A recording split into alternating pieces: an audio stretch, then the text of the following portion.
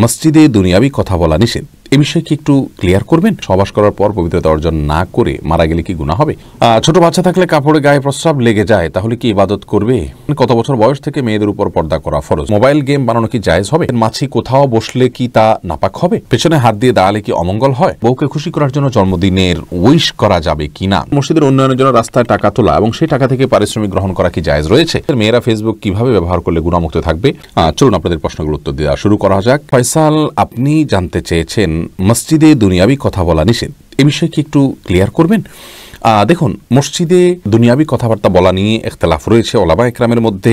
যদি আপনি মসজিদে দুনিয়াবি কথাবার্তা বলেন তাহলে সেক্ষেত্রে সেই কথাবার্তার ধরন কি, তার প্রকৃতি কি, তার সাথে দিনের কোনো সম্পর্ক আদৌ আছে কিনা, এই বিষয়গুলোর উপর অনেকটা ভেরি করবে। সাহাবা ইকরাম রাদিয়াল্লাহু আজমাইন, বিশেষ করে আপনার খোলাফায়ে রাশেদাদের অনেকেই কিন্তু মসজিদে বসেই তারা বিভিন্ন ঘটনার সুরাহা করেছেন এবং রাষ্ট্রীয় বিভিন্ন কার্যক্রম কিন্তু তারা সেখান থেকে পরিচালনা করেছেন। এগুলোকে আপনি দুনিয়ার কাজ বলতে পারেন। উদ্দেশ্যের উপরে ভ্যারি করে এটা অনেকটা চেঞ্জ হয়ে যাবে। তবে হ্যাঁ, বিনা প্রয়োজনে দুনিয়াবি কাজ এবং নিছক দুনিয়াবি কাজ যেমন কেনা বেচা এবং খোশগল্প, এগুলো মসজিদে করা জায়েজ নেই। মেহেরুন প্রধান, আপনি জানতে চেয়েছেন সহবাস করার পর পবিত্রতা অর্জন না করে মারা গেলে কি গুনাহ হবে? এই প্রশ্নের উত্তর কোথাও পাচ্ছি না। বন্দিল্লুবা, সহবাস করার পর পবিত্রতা অর্জন না করে মারা গেলে গুনাহ হবে এমন কোনো কথা কোরআন হাদিসের কোথাও বলা হয়নি। তবে হ্যাঁ, সহবাস করার পর তিনি যদি দেরি করেন, বিলম্ব করেন গোসল করতে, এদিকে তার ফরজ গোসল এর ওয়াক্ত বিলম্ব হয়ে যায়, তাহলে সেটি ভিন্ন কথা। আর যদি ফরজ গোসলের যে ওয়াক্ত সেটি যদি তার বিলম্ব না হয় এবং ফরজ গোসল তিনি করেছেন অথবা ফরজের সালাতের ওয়াক্তই এখন আস নাই, তার আগেই তিনি মৃত্যুবরণ করেন, কথার কথা আসার পরে সহবাস করলেন, গোসল করবেন, শুয়েছেন, ফজরের ওয়াক্ত হওয়ার আগে আগে তার মৃত্যু হয়ে গেছে, এই জন্য তার কোনো গুনাহ হবে না। কিন্তু আল্লাহ মাফ করুক, তিনি যদি সালাতকে বিলম্ব করে ফেলেন গোসল না করে, তাহলে সেক্ষেত্রে এটি গুনাহের কারণ হবে। অতএব শুধু সহবাস করে আপনার মারা গেলে গোসল না করে এর কারণে কোনো গুনাহ হবে না, কারণ সহবাস করার পরপরই গোসল করা ফরজ নয়। রাসূল আকরাম সাল্লাল্লাহু আলাইহি ওয়াসাল্লাম অনেক সময় সহবাসের পরে ওযু করে তারপর শুইতেন বা অন্য কোনো কাজ করতেন, তাহলে বোঝা গেল যে গোসল কিছুটা বিলম্ব করা, অর্থাৎ পরবর্তী ওয়াক্তের সালাতের আগ পর্যন্ত বিলম্ব করা জায়েজ আছে। ছোট বাচ্চা থাকলে কাপড়ে গায়ে প্রস্রাব লেগে যায়, তাহলে কি ইবাদত করবে? গায়ে যদি প্রস্রাব লেগে যায় তাহলে প্রস্রাবের ওই জায়গাটা ধুয়ে তারপরে ইবাদতবন্দি করবেন, অথবা ইবাদত বলতে সালাত আদায় করবেন। বাকি ওই অবস্থায় কাপড়ে পেশাব থাকলেও আপনি কোরআন তেলাওয়াত করতে পারেন, জিকির করতে পারেন, সব ইবাদত করতে পারেন। সালাতটা শুধুমাত্র পবিত্রতার জন্য পূর্ব শর্তের জন্য বাচ্চা করে নিলে, বাচ্চা দিয়ে পেশাব করে বা কোনো জায়গায় না পাকলে সেই জায়গাটা ধুয়ে, অথবা যদি পোশাক চেঞ্জ করা সম্ভব হয় সেটা চেঞ্জ করে আপনি সালাত আদায় করবেন। রোজিনা খাতুন জানতে চেয়েছেন কত বছর বয়স থেকে মেয়েদের উপর পর্দা করা ফরজ? বোন রোজিনা, মেয়েদের জন্য পর্দা করা ফরজ হবে যখন তারা প্রাপ্তবয়স্ক হবেন, তখন থেকে। মাসিক শুরু হয়ে গেছে তখন তাদেরকে প্রাপ্তবয়স্ক ধরা হবে, তখন থেকে তাদেরকে পর্দা করতে হবে। মামুন আহমেদ, আপনি জানতেছেন মোবাইল গেম বানানো কি জায়েজ হবে? মোবাইল গেম খেলা যেহেতু জায়েজ কাজ না, এটা বানানো জায়েজ কাজ না, আসলে এটা অনর্থক কাজ। আল্লাহ রাব্বুল আলামিন সফল ইমানদারদের বৈশিষ্ট্য বলতে গিয়ে কোরআন কারীমে সূরা মুমিনুন তথা 18 নম্বর পারার প্রথম লাইনে আল্লাহ তাআলা বলেছেন কদ আফলাহাল মুমিনুন, ওইসব ইমানদাররা সফল যারা তাদের সালাতে মনোযোগী, আল্লাযীনা হুম ফি সালাতিহিম খাশিউন ওয়াল্লাযীনা হুম আনিল লাগওয়ি মুরিদুন, এবং যারা অনর্থক কাজ থেকে বেঁচে থাকে। অতএব অনর্থক অহেতুক কাজ থেকে বেঁচে থাকা ইমানদারের সফলতার পূর্ব শর্ত। মোবাইলে গেমস খেলা এবং এ জাতীয় যত ধরনের কর্মকাণ্ড আছে এগুলো অনর্থক, এগুলোতে পার্থিব কোনো উপকারিতাও নেই, আখিরাতের কোনো উপকারিতাও নেই। আজকাল অবশ্য অনেক গেমস খেলে মানুষ অর্থ উপার্জন করে, কিন্তু সেই অর্থ উপার্জন আর্থসামাজিক উন্নয়নের জন্য তেমন কোনো ভূমিকা রাখে না। আপনি বলবেন যে সেখানে গেমস ডেভেলপার এবং এটা যারা তৈরি করেন তাদের জন্য এটা জীবিকার মাধ্যম হচ্ছে, কিন্তু অনর্থক কাজের জন্য কেউ যদি আপনার কোনো কাজ করেন, অনর্থক কাজ মানুষ করবে তার জন্য তিনি প্ল্যাটফর্ম রেডি করে দিলেন, তাহলে সেটিও কোনো প্রশংসনীয় কাজ নয়, বরং বিকল্প কোনো ভালো পথ খোঁজা উচিত। এরপরে শিবলি, আপনি জানতে চেয়েছেন মাছি কোথাও বসলে কি তা নাপাক হবে?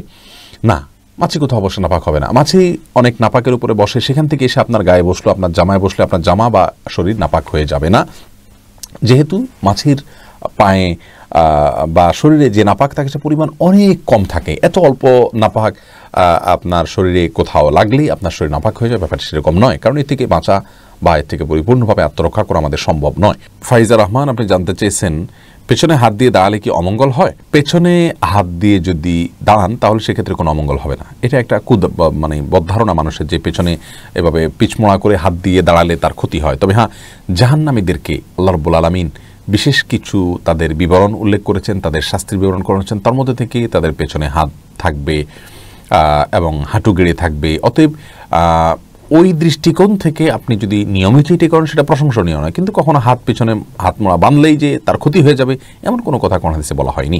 বাকি জাহান্নামীদের যে আকৃতির কথা আসছে, তাদেরকে যে পরিস্থিতির কথা আসছে, তাদের যে অবস্থার কথা কোন হাদিসে বর্ণিত হয়েছে, সেরকম অবস্থায় আমরা নিজেরা নিজেকে রাখবো না, সেটা উত্তম এবং উচিত। এমনি রেজাউল করিম জানতে চেয়েছেন, বউকে খুশি করার জন্য জন্মদিনের উইশ করা যাবে কিনা? জন্মদিন উপলক্ষে বিশেষ কোনো আনুষ্ঠানিকতা ইসলাম সমর্থন করে না। এটি খ্রিস্টানদের, ইহুদি খ্রিস্টানদের কালচার সংস্কৃতি, আর তাদের বিরোধিতা করার জন্য রাসূল আকরাম অর্থাৎ কৃষ্টি এবং কালচারগত দিক থেকে এবং ইবাদতের পদ্ধতি ইত্যাদি দিক থেকে তাদের সাথে যেন আমরা সাদৃশ্য গ্রহণ না করি, সে বিষয়ে রাসূল আকরাম সাল্লাল্লাহু আলাইহি ওয়াসাল্লাম নির্দেশ করেছেন। অতএব রাসূল করিম সাল্লাল্লাহু আলাইহি ওয়াসাল্লামের নির্দেশনাকে সামনে রেখে জন্মদিনকে কোনোভাবে উদযাপন করা জায়েজ নেই। তবে হ্যাঁ, স্ত্রীকে উইশ করা বলতে যদি কোনো কেক কাটা বা মোমবাতি জ্বালানো বা এই জাতীয় কিছু না করা হয়, এমনিই হয়তো সাধারণ কোনো কিছু করা হলো বা বলা হলো, মনে হলো, তাহলে সেক্ষেত্রে এটি হারামের গণ্ডিতে যাবে না ইনশাআল্লাহ। এমনি অমিত হাসান জানতে চেয়েছেন, মসজিদের উন্নয়নের জন্য রাস্তায় টাকা তোলা এবং সেই টাকা থেকে পারিশ্রমিক গ্রহণ করা কি জায়েজ রয়েছে? মসজিদের টাকা তোলার জন্য আপনি পরিশ্রম করবেন, সময় দিবেন, তার বিনিময়ে পারিশ্রমিক আপনি অবশ্যই নিতে পারেন, সেটি ভিন্ন কথা। কিন্তু রাস্তায় দাঁড়িয়ে টাকা তোলা, এটি আজকের বাস্তবতায় বাংলাদেশের যে পরিস্থিতি রয়েছে, এই পরিস্থিতির জন্য আমরা বলছি, এই পরিস্থিতিতে এটি উচিত কাজ নয়। এটি ইসলামকে অপমান করা, এটি মুসলমানদের ইজ্জতকে আপনার নষ্ট করা।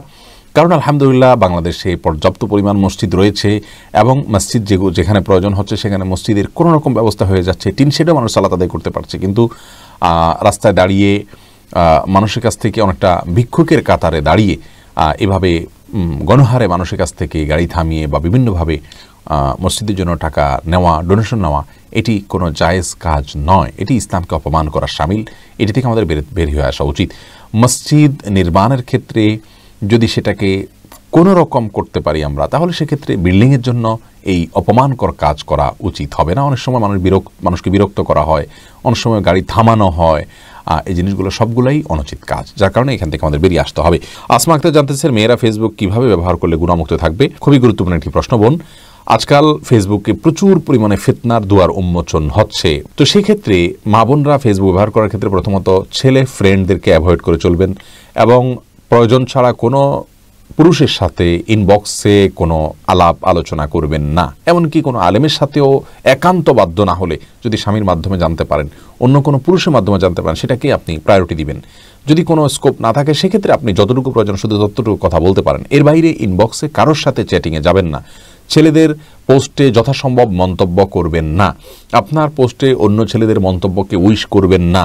এভাবে ফিতনার সমস্ত দুয়ার থেকে আপনি দূরে থাকবেন এবং মেয়েদের সার্কেলেই আপনি দাওয়াতি কাজ করবেন এবং দাওয়াতি কাজ উপকারিতা নেবেন। ছেলেদেরকে আপনি ফলো করতে পারেন, তাদের কোনো কিছু থেকে আপনি উপকারিতা অর্জন করতে পারেন। কিন্তু জাগতিক বিষয়গুলোতে আজকাল দেখা যায় অনেক বোনরা অনেক ছেলেদের ছবিতে হয়তো লাইক দিল, সুন্দর ইত্যাদি বলল। এগুলো আপাত দৃষ্টিতে মনে হচ্ছে সরাসরি কোনো খারাপ কাজ না, কিন্তু খারাপের দুয়ারকেও মোচিত করে এবং বাজে চিন্তার দিকে মানুষকে নিয়ে যায়, যার কারণে এগুলো থেকে বেঁচে থাকার চেষ্টা করতে হবে।